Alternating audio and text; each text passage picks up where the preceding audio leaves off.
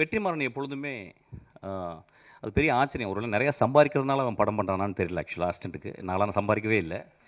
நிறைய படம் பண்ணிக்கிட்டே இருக்கான் அவன். ஆக்சுவலாக எனக்கு ஒரு படம் பண்ண வெற்றி. ஆக்சுவலி வெற்றி வந்து ரொம்ப மெக்னானிமஸ். எனக்கு வெற்றியை வந்து எனக்கு அவ்வளவு காலங்கள் தெரியும். இன்றைக்கி கூட வெற்றி வந்து நீங்கள் வரணும்னு கால்லேருந்து ஃபோன் பண்ணிகிட்டே இருக்கான். ஆக்சுவலாக வெற்றி ரொம்ப தேங்க்ஸ். வெற்றி வந்து ஒரு ஒரு எக்ஸ்ட்ரானரி ஹியூமன் பீயிங். நிறைய பேருக்கு தெரியாது. நான் வந்து அந்த மேடையில் பேசும்போது சிரிச்சுக்கிட்டே இருந்த வெற்றி ஒரு டைமில் திடீர்னு ரொம்ப அமைதியாகி மூஞ்சில் கை வச்சு தான். அது எல்லாம் நினச்சாங்க அவன் மூஞ்சி சொல்லிச்சின்னு இல்லை, வெற்றி என் மேலே இருந்த ஒரு கம்பேஷனில் he felt very bad actually. அதுக்காக வெற்றிக்கு ஒரு கிளாப் பண்ணணும்னு நினைக்கிறேன். ஆக்சுவலாக Vetri is very very sensitive. Okay, coming back. Sorry கேட்கணுமா, பகிரங்க மன்னிப்பு கேட்கணுன்னு வந்திருக்கேன் நான். நண்பர்கள் தானே, சரி ஓகே.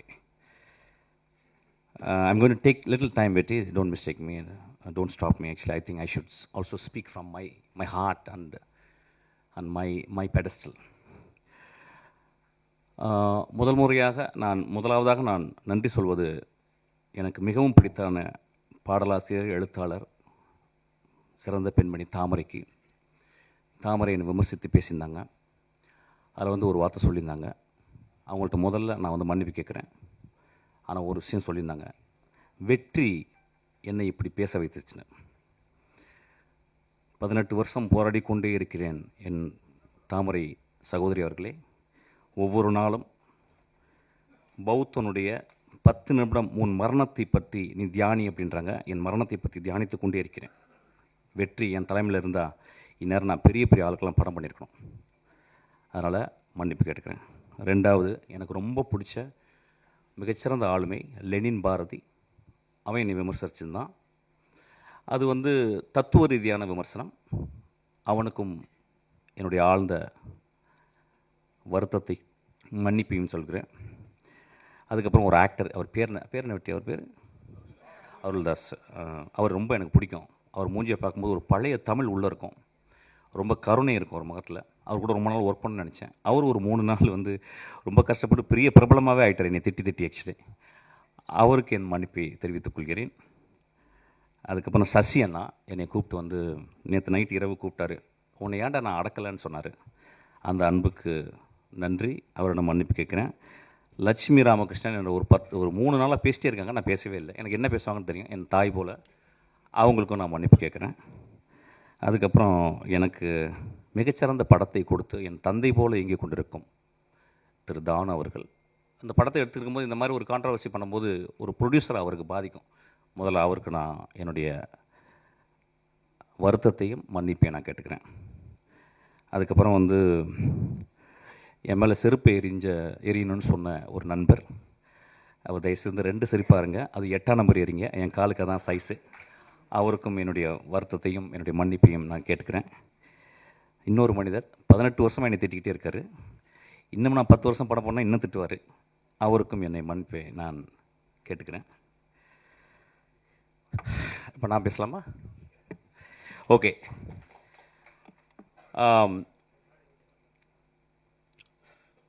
ஃப்ராய்டு வந்து ஜோக்ஸ் அண்ட் அன்கான்ஷியஸ்னு ஒரு புக் எழுதியிருக்கார்.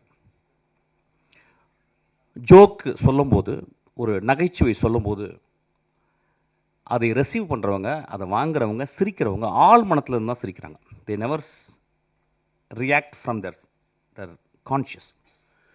ஒரு ஜோக்கினுடைய இயல்பு. அன்றைக்கி மேடையில் அதுதான் நடந்துச்சு. நான் வந்து அதாவது அமீரிடம் அதுக்கப்புறம் வெற்றிமாறன் மன்னிப்பு கேட்குறேன். நிறைய பேர் அவங்க 2 பேரையும் திட்டினாங்க. அதாவது வந்து முகம் சுளிக்கிற மாதிரி பேசுறதுக்கு அவங்க சிரித்தாங்கன்னு சொல்லிட்டு. அவங்க சிரித்ததை விட மேலே இருந்த எல்லாரும் கீழே அந்த பத்திரிக்கையாலும் விழுந்து சிரித்தாங்க. அது அந்த வீடியோவில் இருக்குது, அதை நீங்கள் பார்க்கணும். ஒரு ஜோக்காக தான் நான் மீன் பண்ணேன். ஆக்சுவலாக 2-3 வார்த்தைகள் மேலே போயிடுச்சு. அது அப்படி தான் சில நேரங்களில் அது மனதிலேருந்து பேசும்போது அப்படி ஆயிடுச்சு. அதுக்காக நான் வந்து மன்னிப்பு கேட்டுக்கிறேன். ஆனால் joke is meant to be a joke. அது வந்து யாரையும் நான் அந்த இடத்துல வந்து ஒரு பர்டிகுலரான ஒரு பர்சனை நான் விமர்சிக்கிறவே இல்லை, ஒரு பர்டிகுலரான ஒரு மனிதனை தாக்கணும்னு எண்ணமே என்றதே இல்லை. என்னுடைய ரொம்ப நேசத்துக்கு சொந்தமான என் விஷால், நானும் சண்டை போடும்போது, என்னை மோசமாக பேசும்போதும், என்னை பற்றி அடுத்தவங்கள தப்பாக பேசும்போதும், நான் ரொம்ப வெகுண்டு மேடையில் பேசும்போது, ஒரு வார்த்தை கூட அவனை நான் வந்து மோசமான வசை வார்த்தைகளால் பேசலை. நான் சொன்ன ஒரே வார்த்தை பொறுக்கின்னு சொன்ன வார்த்தை தான். எனக்கு அந்த வார்த்தையை சொல்லி அளந்து தான் சொன்னேன். நண்பர்களே,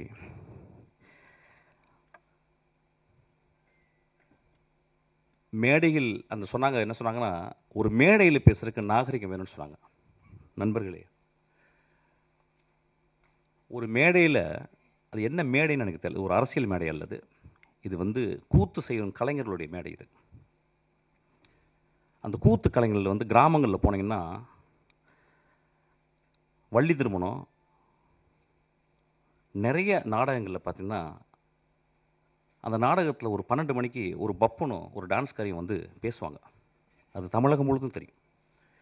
அது ரொம்ப நாக்கூசுற வார்த்தைகள் பேசுவாங்க. அது ஏன்னா, அது ஒரு மக்களுக்கு அது ஒரு விதமான ஒரு வெளிப்பாடு, அது ஒரு விதமான நகைச்சுவை. அந்த நகைச்சுவையின் அடிப்படையில் தான் அன்றைக்கி நான் பேசினேன். ஆக்சுவலாக யாரையும் புண்படுத்தணும்னு பேசவே இல்லை. ஏன்னா ஒரு படத்தினுடைய விழாவுக்கு வந்திருக்கேன், அந்த படத்தை பற்றி நான் பேசணும். அந்த படம் என் ஆன்மாவுக்குள்ளே சென்றுச்சு. அந்த படம் பெருசாக ஓடிச்சுன்னா கூட எனக்கு தெரியல. இப்போ அந்த படத்தினுடைய நடிகர்கள், அந்த படத்தினுடைய இயக்குனர், அந்த படத்தை தயாரித்தவர்கள் வந்து அவ்வளோ அழகான விஷயம் பண்ணியிருக்காங்க. அதை பேசணும்னு நினச்சேன். அதை பேசுகிறதுக்கு வந்து இந்த படம் நல்லா இருக்குது, இந்த படம் இப்படி இருந்தால் நல்லாயிருக்கும்னு நான் பேசலை. என் மனதில் ஆழத்துலேருந்து தான் பேசினேன். அது பேசுனது உங்களுக்கு வந்து பாதிச்சிருக்கு. நான் கேட்குறேன், திருக்குறளில் காமத்துப்பால் இல்லையா, பெருமாள் முருகன் எழுதின சங்கத்தில் எத்தனை தடவை அல்குல் என்ற வார்த்தையில் உபயோகித்திருக்காங்கன்னு சொல்லி அவருடைய கட்டுரையில் இருக்கு. இப்படி நான் சொல்லிக்கிட்டே போகலாம். ரொம்ப நாளைக்கு முந்தி ஒரு படம் வந்துச்சு. அந்த படத்தின் பேர் இருட்டறைக்குள் முரட்டு குத்துக்கள். நெஞ்ச தொட்டு சொல்லுவோம். அந்த டைட்டில் முதல்ல வந்தவுடனே அந்த இருட்டறைக்குள்ளே முகமது அலியும் டைசனும் பாக்ஸிங் போகிறான்னு நினச்சோம். மனசத்தோடு சொல்லுங்கள். ஒரு ஆபாசமான டைட்டில் இல்லையா? வித் டியூ ரெஸ்பெக்ட் அந்த டேரக்டரையும் அந்த ப்ரொடியூசரையும் பற்றி நான் பேசலை, ஒரு எக்ஸாம்பிள் சொல்கிறேன். அப்போ அந்த படத்தை பார்த்து, ஓ அதுக்குள்ளே 2 பேரும் பாக்ஸிங் போட போகிறாங்கன்னு படம் போன பிறகு அதே மாதிரி பாக்ஸிங்காக படத்தில் இருந்துச்சு. இப்போ இந்த 10 வருடங்களில் வந்த மோசமான விரச காட்சிகளை கொண்ட படம் இல்லையா அது? அப்போ என் நண்பர்கள் அந்த படத்தை பற்றி யாராவது விமர்சிச்சாங்களா? என் தம்பி விஜய் சேதுபதி, என் தம்பி தியாகராஜன் குமார் ராஜா ஒரு படம் எடுக்கிறான். அந்த படத்தினுடைய முதல் ட்ரைலரில் தம்பி பேசிகிட்டே வந்து கடைசி வார்த்தை, அது வேணாம், இது இல்லை, அது இல்லை, அதுன்னு சொல்லி கடைசியில் ஒரு வார்த்தை சொன்னான் பார்த்தீங்களா? அந்த வார்த்தை கெட்ட வார்த்தை இல்லையா? அன்றைக்கி நண்பர்கள் சும்மா இருந்தீங்களா? எல்லோரும் பார்க்குறாங்கல்ல. 3 நாட்கள் என்ன கிட்டத்தட்ட 500 பேர் எனக்கு ஃபோன் பண்ணாங்க. நண்பர்களே, பெண்கள் ஃபோன் பண்ணாங்க நிறைய பேர். பத்திரமா இருங்க அப்படின்னாங்க. ஐயா, என்னை பற்றி நீங்கள் சொல்லணும்னா என்னுடைய படங்களை பார்த்து சொல்லணும். என்னை பற்றி சொல்லணும்னா வெற்றிமாறன் இன்னைக்கு அழைச்சிருக்கான்ல, அவன்கிட்ட கேளுங்க. என்னை பற்றி உங்களுக்கு தெரியும்னா என் தந்தை போல் ஒருத்தர் உட்காந்துருக்கார் பாருங்க, அவர்கிட்ட கேளுங்க. நீங்கள் நேராக வந்து என்கிட்ட ஃபோன் பண்ணி திட்டலாம், பேசலாம். எவ்வளவு 3 நாட்கள் எல்லா தொலைக்காட்சியில் நான் தான் இருந்தேன். என் படங்கள் நல்ல படங்கள் இல்லையா? என் படங்களில் சமூக கருத்து சொல்லலையா? என் படங்கள் பேரன்பு இல்லையா? நான் வந்து உடனே ஒரு பெரிய ஒரு ஆக்டர்கிட்ட போய் கதை சொல்லி நான் பெருசாக வின் பண்ண நினைக்கலையா? நான் கமல் சார்கிட்ட போயிட்டு திரும்பி வந்துட்டேன். ரஜினி சாருக்கு எனக்கு சொல்ல வாய்ப்பு கிடைச்சிது, நான் சொல்லாமல் வந்துட்டேன். படங்களை நேசிப்பவன் இல்லையா? படங்களையும் மனிதர்களையும் மனித இனங்களையும் பிராணிகளையும் இயற்கையும் நேசிப்பவன் ஐயா நான்.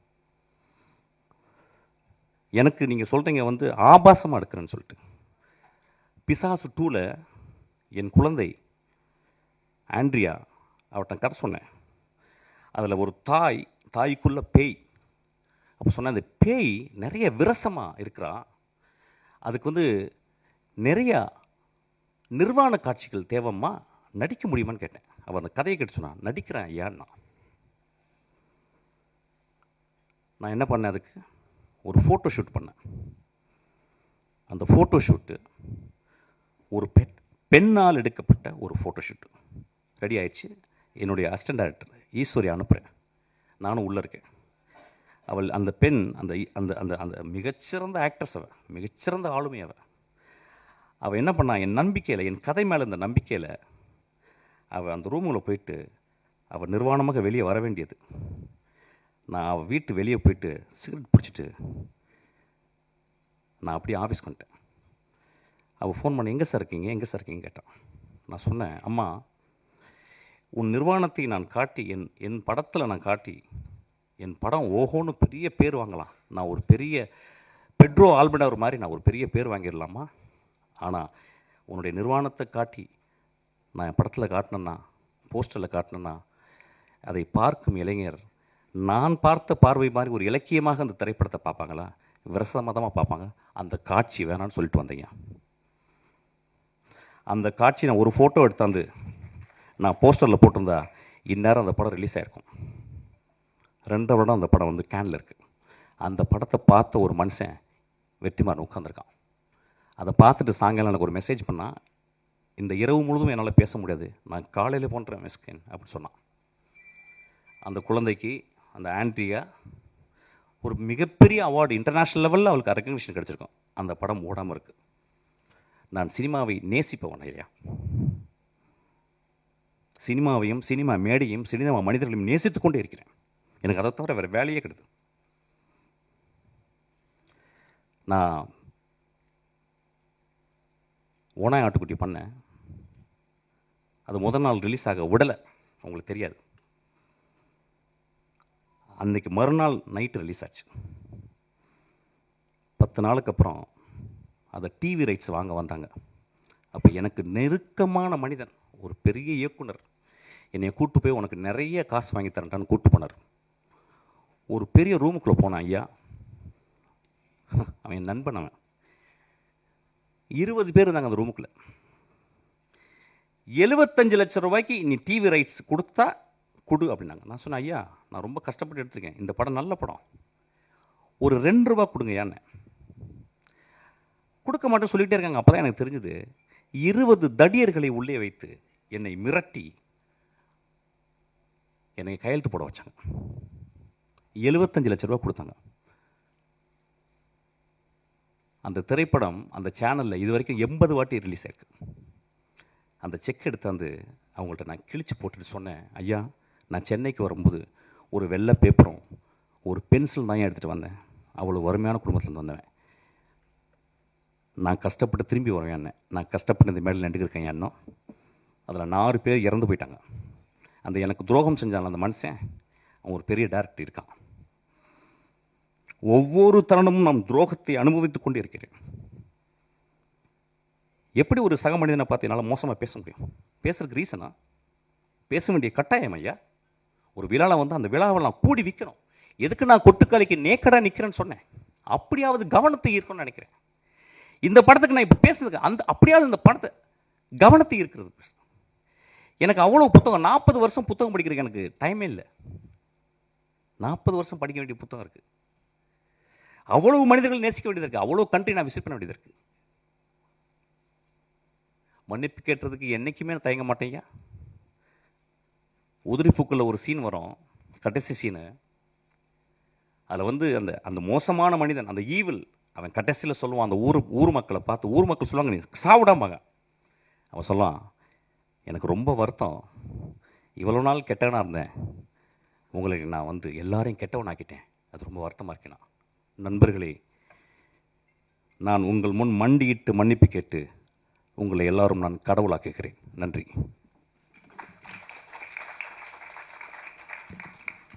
Thank you so much, sir.